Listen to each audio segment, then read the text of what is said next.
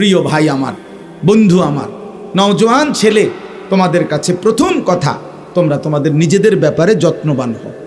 আমার অনুরোধ ভাই, তোমরা যত্নবান।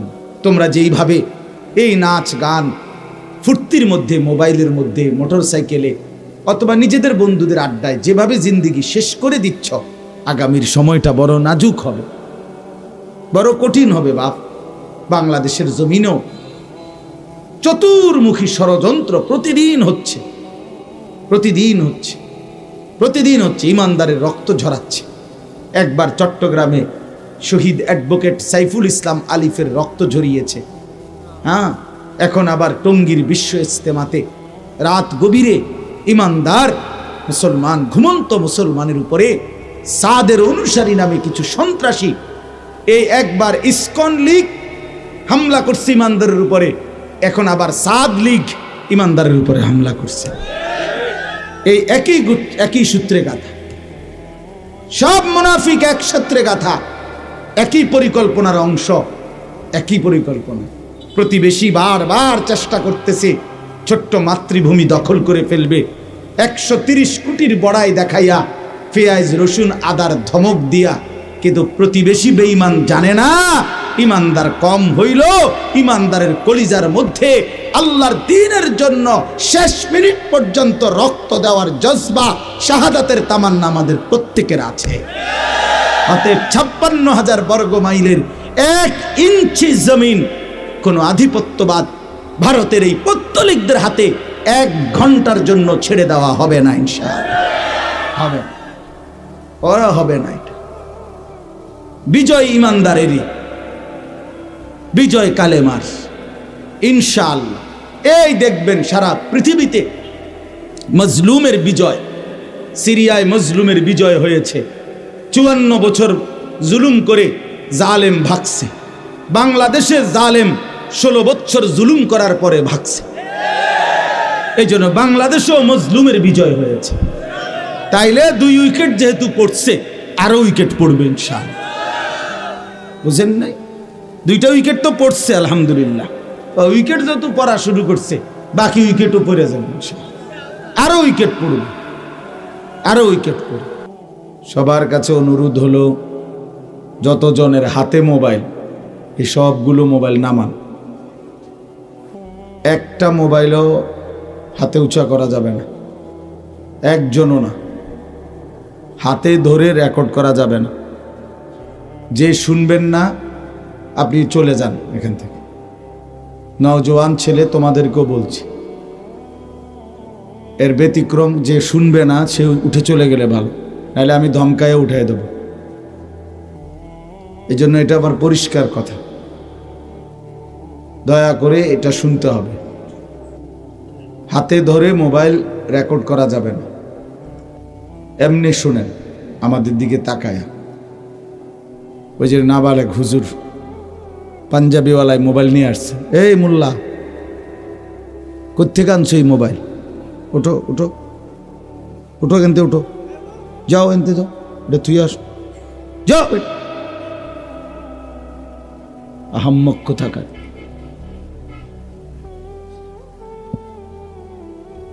অপদার্থ অভিভাবক,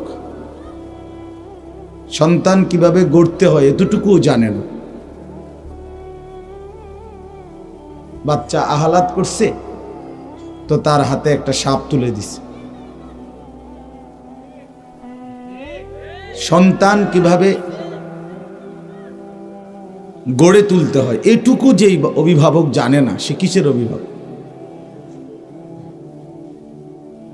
অসংখ্য মুসলমানের ছেলে পেলে শুধুমাত্র অভিভাবকদের এই খামখেয়ালি, এই মূর্খতার কারণে আজকে বরবাদ।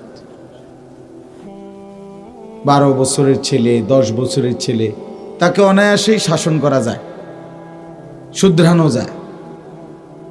হায় হায়, এতটুকু বাচ্চার কাছেই বেটা ভয় পায় যে সে সারাদিন মোবাইল টিপে, আর এরা অপদার্থ দুজন মা বাপ, এগুলো একটা কামাই করে আর একটা ভাত রান্ধে, এই কাজ। এই 2 ফালতুর কাজ হলো এই দুটো। কথা হইল আপনার ছেলেটা নিজের হাতে নষ্ট হয়ে যাইতেছে, আপনি বসে বসে রোজগার করেন। কার জন্য রোজগার করেন? এই উপার্জনটা কার জন্য? যদি বিবি বাচ্চার জন্য, তো এরা তো মানুষ হচ্ছে না, চরিত্রহীন হইতেছে, ধীরে ধীরে নষ্ট হয়ে যাইতেছে, বখাটে হয়ে যাইতেছে। নাচ গান, ছবি, নাটক, সিনেমা, উলঙ্গ দৃশ্য, বেহায়াপনা, সারাদিন মোবাইলের মধ্যে এই নিয়েই ব্যস্ত। তাহলে এই অসভ্য সন্তান তার জন্য কামাই? তার জন্য বুঝি জিন্দেগির উপার্জন? এটা কোনো কথা হলো? এদ্দুর আকল যদি কোনো মা বাবার না থাকে, তো কিসের মা বাবা? এতটুকু দিমাগ তো থাকা উচিত। এই জন্য আল্লাহ নবী সাল্লাল্লাহু আলাইহি ওয়াসাল্লাম বলছেন, কুল্লু মাউলুদিন ইউলাদু আলাল ফিতরা, প্রতিটি মানব সন্তান ফিতরাত, সৃষ্টিগতভাবে আল্লাহ তাআলা তাকে আল্লাহর ইবাদত, আল্লাহর হুকুম মানার যোগ্যতা দিয়েই পৃথিবীতে ভূমিষ্ঠ করেন। অর্থাৎ মানুষ মাত্রই জন্মসূত্রে আল্লাহর হুকুম পালনের যোগ্যতা নিয়ে আসে। রুকু, সেজদা, নামাজ, আল্লাহ তাআলার যাবতীয় বিধান। ফাআবাওয়াহু ইউহাব্বিদানিহি আও ইউনাসসিরানিহি আও ইউমাজ্জিসানিহি। নবী সাল্লাল্লাহু আলাইহি ওয়াসাল্লাম বলেন, অতঃপর মা বাবা ওই সন্তানটিকে ইহুদি বানিয়ে দেয়, অথবা খ্রিস্টান বানিয়ে দেয়, অথবা অগ্নিপূজক বানিয়ে দেয়। এই মা বাপ। তার মানে ওই যে অভিভাবকের সামনে নাচ দেখতেছে, গান দেখতেছে, ইহুদির মতো চুল, খ্রিস্টানের মতো চুল, বেঈমানের মতো চুল, বাপেও মাতে না, মায়েও মাতে না, কেউ কিছু বলে না। এটা পাগলও না, ছাগলও না। যার নিজস্ব কোনো আত্মপরিচয় নাই, সে কোনো মানুষ না। যে নিজেই নিজেকে চিনে না, আমি কে, আমার পরিচয় কি, আমাকে বানাইলেন কে, আমার কোনো ধর্ম আছে কিনা, আমার কোনো আলাদা জীবন আছে কিনা, নাকি পথে ঘাটে, রাস্তাঘাটে, মোবাইলে, টেলিভিশনে, ছবিতে, নাটকে, মাঠে ঘাটে, যেখানে যেটা দেখি, যখন যেটা ভাল লাগে তখন সেইটা পড়লাম, ফিনলাম, সাজলাম। এ তো পাগল, তো মাতা, তো প্রতিবন্ধী ছাড়ার কিছু না, অসুস্থ। মুসলমান তো তার একটা সুনির্দিষ্ট গন্তব্য আছে, টার্গেট আছে, সে কোথায় গিয়ে থাকবে। কোরআন শরীফে স্পষ্ট আছে, ইলা রব্বিকা মুনতাহাহা, বান্দা তোমার মুনতাহা, শেষ ঠিকানা, আশ্রয়, শেষ তুমি গিয়ে দাঁড়াবে তোমার রব আল্লাহ তাআলার নিকট। ইলা রব্বিকা মুনতাহাহা, তাহলে তুমি এখানেই শেষ না, তুমি রবের কাছে গিয়ে থামবে। ওয়া ইলাইহি তুরজাউন, আল্লাহ তাআলা বলেন আল্লাহর দিকেই তোমাদেরকে ফেরত আনা হবে। ইলাইয়াল মাসির, আল্লাহ বলেন আমার নিকটেই তোমরা ফিরে আসবে। তাইলে এটা আল্লাহ তাআলা স্পষ্ট আমাদের টার্গেট বলছেন। কোথায় গিয়ে থামবো আমরা? মহান আল্লাহ পাকের সামনে। লাকাদ আহসাহুম ওয়া আদ্দাহুম আদ্দা ওয়া কুল্লুহুম আতিহি ইয়াউমাল কিয়ামাতি ফারদা। আল্লাহ তাআলা বলেন আল্লাহই তোমাদেরকে বেষ্টন করে আছেন এবং তোমাদের জিন্দেগির প্রতি সেকেন্ড গুনে গুনে রাখছেন, এবং একদিন হাসরের ময়দানে, কিয়ামতের দিন, তোমরা প্রত্যেকেই একজন একজন করে আল্লাহ পাকের সামনে এসে উপস্থিত হবে। ওয়া কুল্লুহুম আতিহি ইয়াউমাল কিয়ামাতি ফারদান, ফারদান মানে ওয়াহিদান, একজন একজন। তাহলে জিন্দেগির একটা গন্তব্য আছে, জীবনের একটা টার্গেট আছে। ছেলে পেলেদের জিন্দেগির কোনো টার্গেট নেই। বুট খায়, বাদাম খায়, হাঁটে, চলে, ফিরে, খায় মন মতো, ঘুমায় মন মতো, কাপড় চোপড় মন মতো, লেবাস পোশাক মন মতো। তো তাইলে আর মা লাগলো কি দরকার, বাপের কি দরকার? এ তো গরু ছাগলের বাচ্চার মতো নিজে নিজে দৌড়াইয়া বড় হয়ে যেতে পারে। অভিভাবকের কি দরকার ছিল? আল্লাহ তাআলা মা দিলেন কেন, বাবা দিলেন কেন, দাদা দাদি, নানা নানি, চাচা মামা, ফুফা খালু, বড় ভাই বড় বোন, এতগুলো মানুষ কেন দিল? এত অভিভাবক তাহলে কি দরকার ছিল যদি গরু ছাগলের মতোই জীবন হয়? এইটুকু আপনারা ভাবেন। তোমরাও ছেলেরা ভাইব, তোমাদের যাদের জিন্দিগির মধ্যে নিজস্ব কোনো সৌন্দর্য নাই, তো মনে রাখো এটা জন্তু জানোয়ারের জীবন, যে জীবনের সুনির্দিষ্ট কোনো টার্গেট জানা নাই, কোথায় গিয়ে থামবা, কোথায় যাচ্ছ। প্রত্যেক মানুষের একটা আত্ম উপলব্ধি থাকে, নিজের সাথে নিজের একটা বোঝাপড়া থাকে।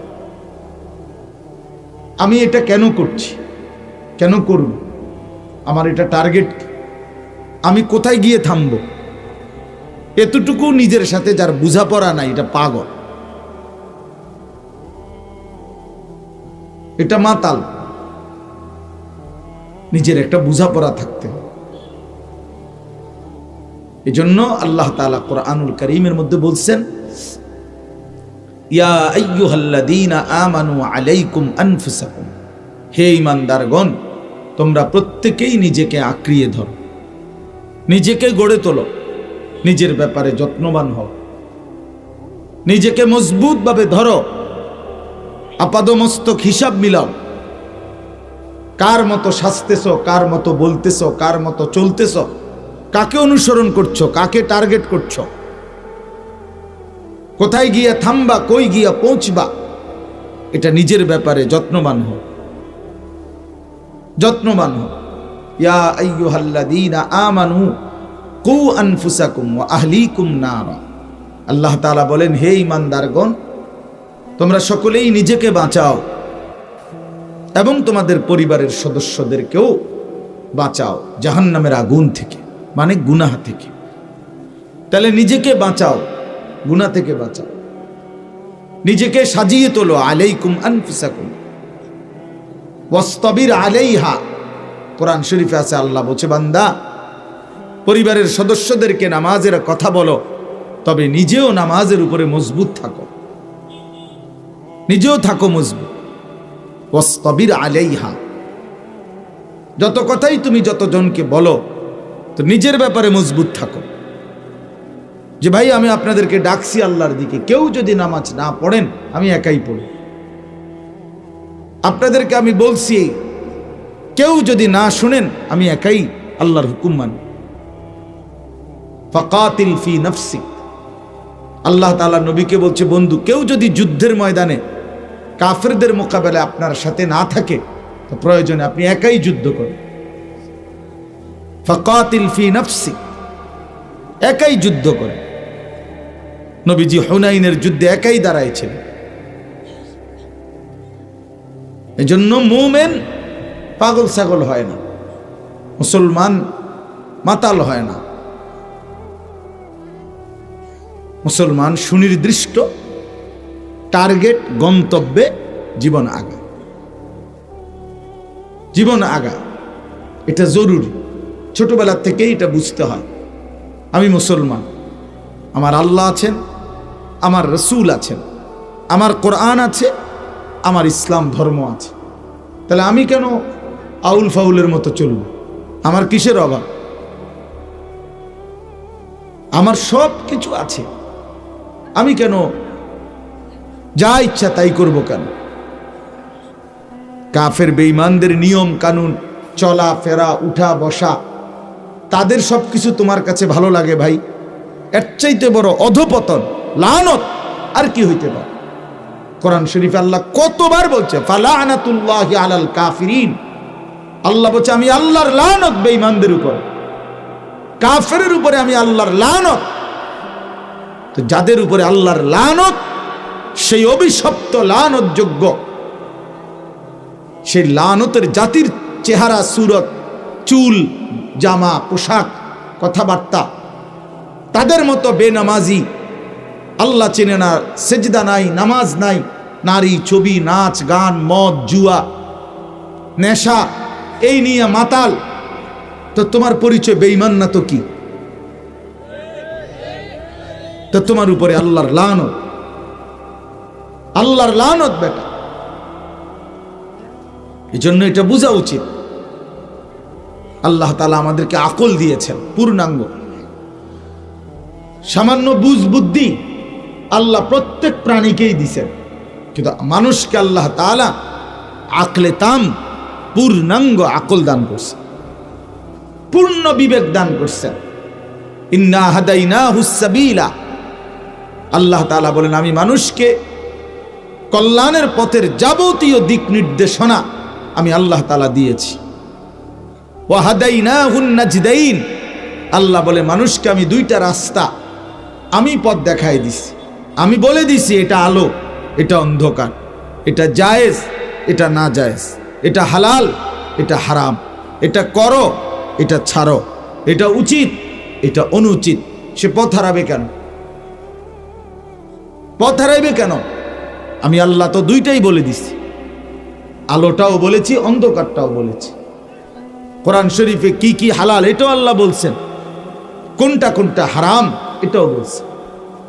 নবী সাল্লাল্লাহু আলাইহি ওয়াসাল্লাম বলছেন, হাদিসের মধ্যে আছে আল হালালু বাইয়িন ওয়াল হারামু বাইয়িন, যা কিছু হালাল তাও স্পষ্ট, যা কিছু হারাম তাও স্পষ্ট। অস্পষ্ট ইসলামে কিচ্ছু নাই, কিছুই নাই। যত কিছুর মধ্যে অস্পষ্টতা, ঝামেলা আপনি দেখবেন ওইটা ইসলামের মূল কোনো বিষয় না, আলাদা আমদানি করা হয়েছে। প্রত্যেক বিদআত নিয়ে এজন্য ঝগড়া হয় কেন? যেহেতু এটা ইসলামের মৌলিকত্ব নাই। কই বছরের পর বছর ইসলামের মূল ইবাদত নিয়ে কোনো ঝগড়া হয়,